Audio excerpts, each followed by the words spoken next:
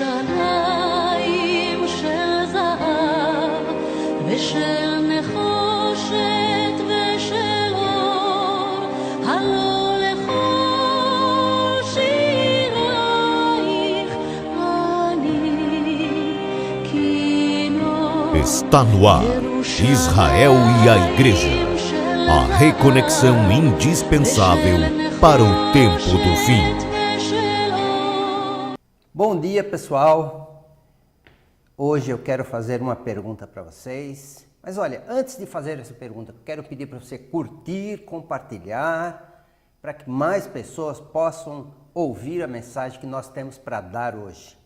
E a pergunta é uma pergunta simples, mas vocês vão ver no decorrer dessa mensagem que é muito provocativa mesmo. Será que a igreja aguarda e anseia realmente a volta de Jesus?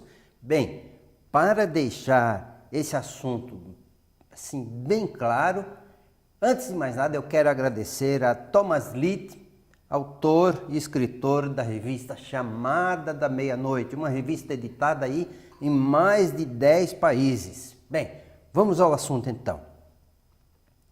Será que a igreja aguarda e anseia realmente a volta de Jesus? Vocês com certeza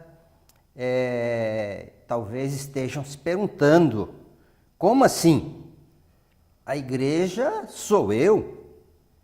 E eu sei que esse título já causou um certo impacto aí na mente de muitos de vocês que talvez estejam me dizendo, eu sou a igreja e eu aguardo a volta de Jesus. Mas eu não estou perguntando para você individualmente, porque eu sei que muitas pessoas têm mantido acesa a chama da esperança da volta de Jesus. Portanto, a pergunta não é dirigida para você individualmente, mas à igreja. E aí você entende a igreja da maneira como você achar mais conveniente.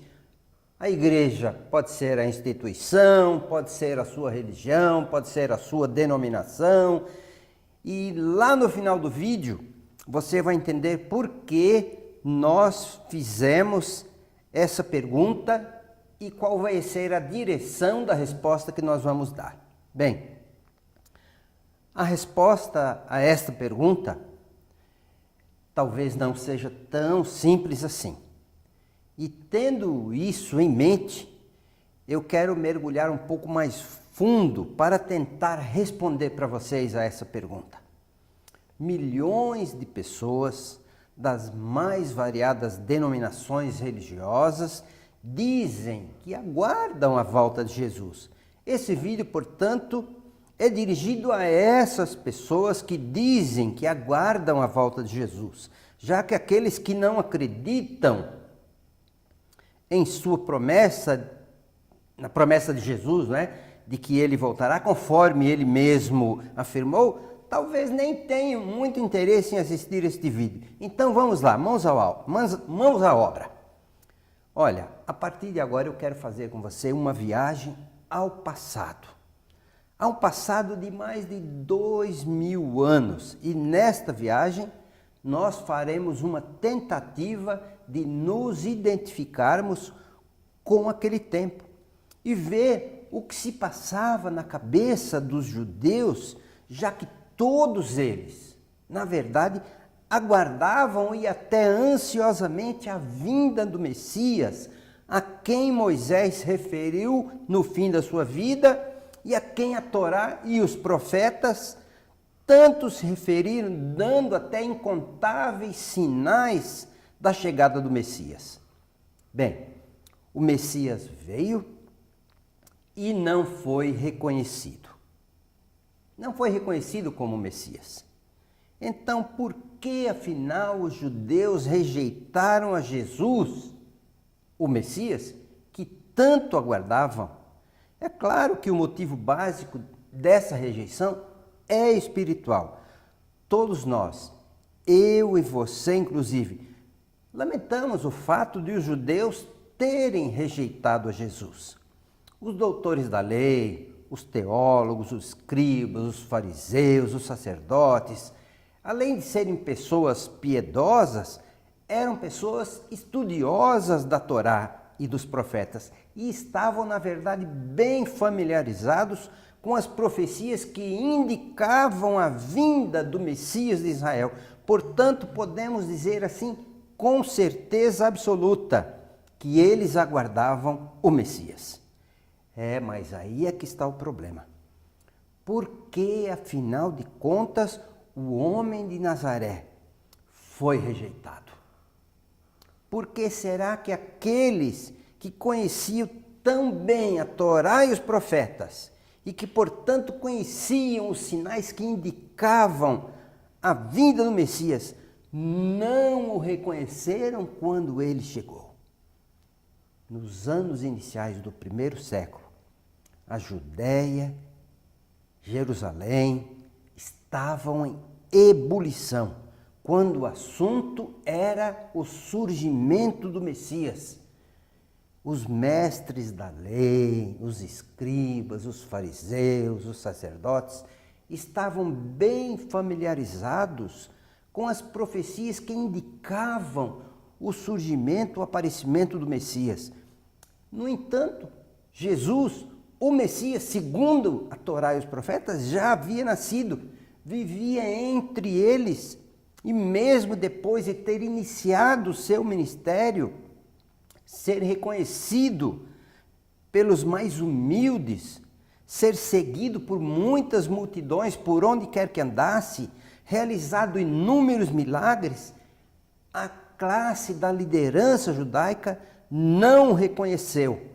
E é por isso que Jesus disse as palavras que nós encontramos em São João, capítulo 1, verso 11, que diz o seguinte: veio para o que era seu, e os seus não o receberam. Eu insisto mais uma vez com vocês, por que será que os fariseus, os doutores da lei, não receberam a Jesus como o Messias de Israel, aquele que salvaria seu povo dos seus pecados? Os sinais proféticos da vinda do Messias de Israel eram visíveis. Além do mais, parece que havia algo no ar que indicava que o Messias, na verdade, estava para chegar. Por que então Jesus, o Messias prometido, não foi reconhecido e recebido, especialmente pelos líderes de Israel? A resposta é mais simples do que nós imaginamos. Sabem qual é? Eles viviam muito bem. A liderança eclesiástica vivia muito bem, apesar de viverem sob o jugo romano. E querem saber de uma coisa? Na teoria e a semelhança dos estudiosos da Torá de 2000 anos, os modernos conhecedores dos sinais do tempo do fim conhecem muito bem o tempo em que estamos vivendo à luz das profecias. Mas, sinceramente, já não se ouve mais falar tanto assim sobre a volta de Jesus como se falava há 50, 100 ou quem sabe 200 anos. E aqui encontramos a primeira diferença entre os líderes judaicos de 2000 anos e a igreja de hoje. Há 2000 anos, a vinda do Messias era um assunto constante na liderança judaica, constante. Falava-se sobre isso o tempo todo, quer fosse no templo, quer fosse nas sinagogas, quer fosse nas casas.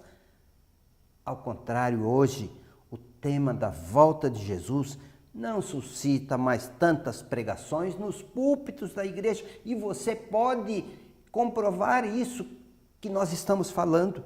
É triste dizer, mas na verdade eu pergunto para você, quando foi a última vez que você viu um sermão pregado aí no púlpito da sua igreja sobre a iminente volta de Jesus? O assunto da volta de Jesus tem se tornado mais um estudo bíblico, já que a esperança dela tem diminuído dia após dia. E eu digo a vocês, e faço isso com sinceridade, depois de 60 anos na igreja, eu e a minha casa A volta de Jesus não pode ser apenas um tema, motivo de estudo bíblico. E olha, isto precisa valer para você também. Não podemos estar dependendo de instituições, de religiões, de denominações ou da liderança delas quando o assunto é a volta de Jesus. Até porque, como eu já disse, este tema está amortecido, está esquecido. O seu retorno, o retorno de Jesus, precisaria estar ardendo em nossos corações. Vejam o que diz o apóstolo Paulo em 1 Coríntios 15, verso 19. Se a nossa esperança em Cristo se limita apenas a esta vida, somos os mais infelizes, e outras versões dizem, os mais miseráveis de todos os homens.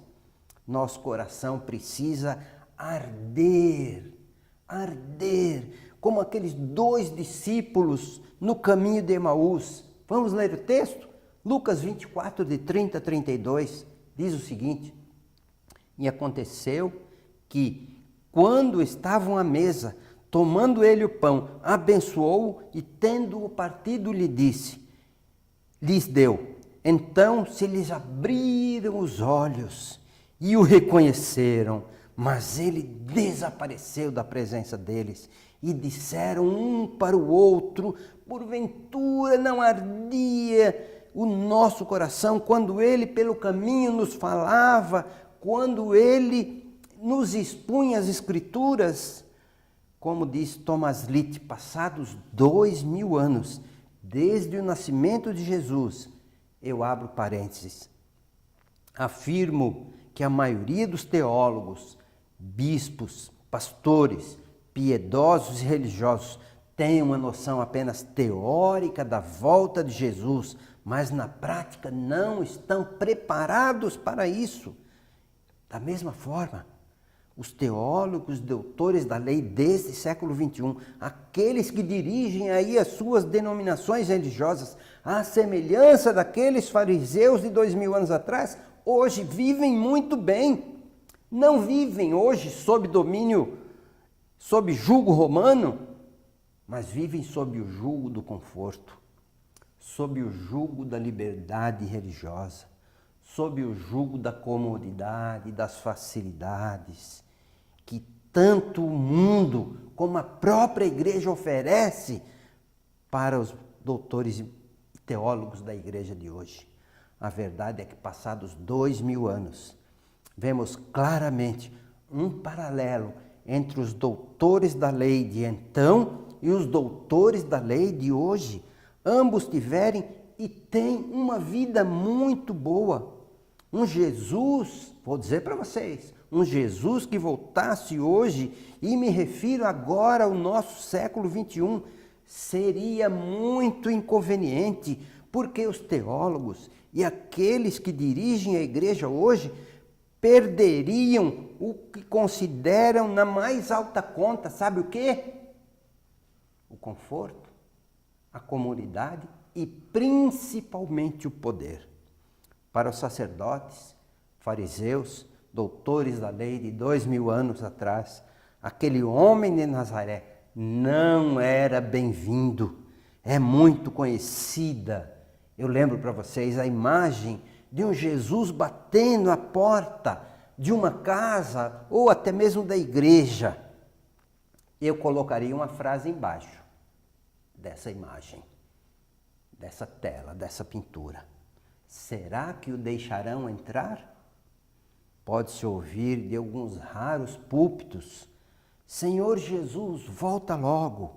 Mas essas palavras têm soado tão pouco, têm soado tão fracas.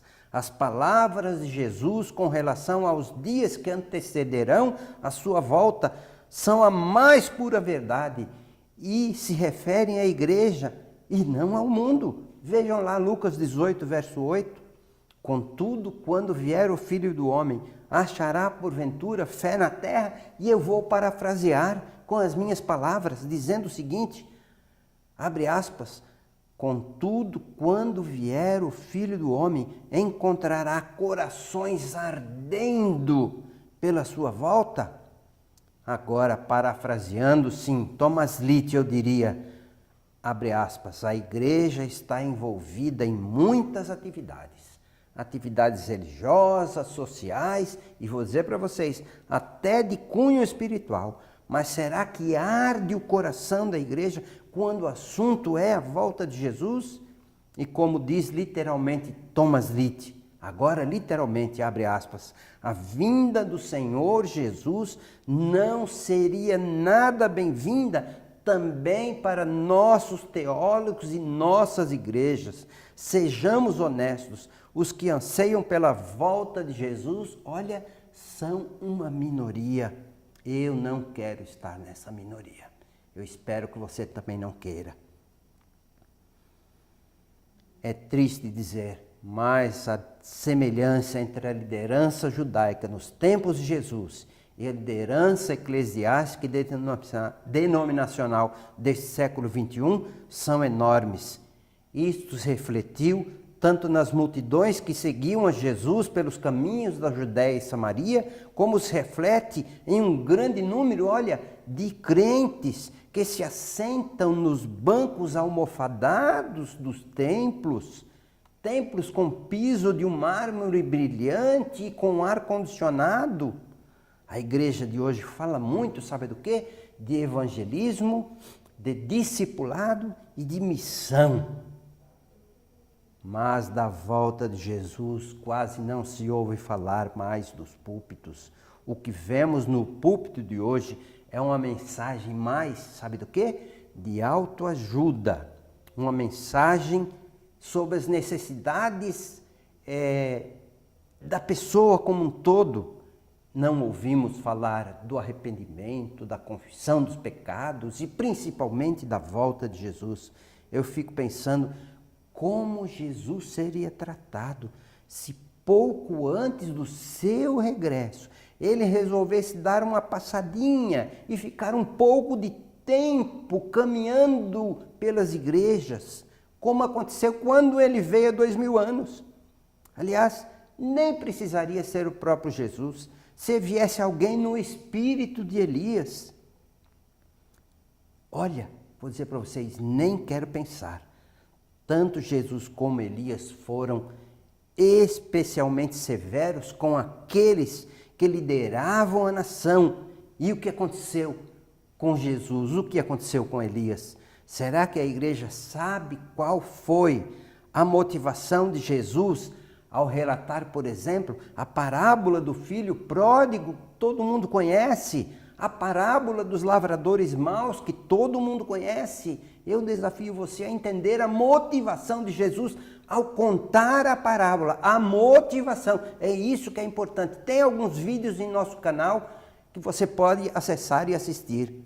A quem Jesus queria atingir quando contou essas parábolas? Sinceramente, acho que pouca gente sabe. Poucos irmãos sabem. Eu tenho alguns vídeos sobre esse assunto, assista lá se você puder.